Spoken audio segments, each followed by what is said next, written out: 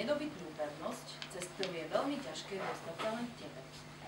Len sám rozhoduješ o tom, koho si k sebe pripustíš a kedy z nej vykročíš, aby si k nám pridal. Áno, si to ty, dobrý. Človek, ktorý keby si mohol vybrať, tak sa určite presťahuje do krajiny hier, voľnosti, počítačovej fantázie, v ktorom fungujú jeho vlastné pravidlá.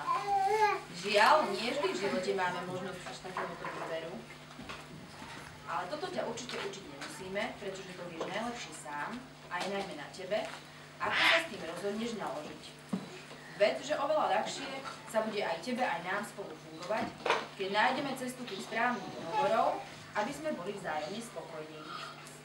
Už neraz sme to vyskúšali a kým si pri dohode dotrval, bolo to fajn, aj tebe, aj nám a tvoja pevnosť bola pre nás otvorená.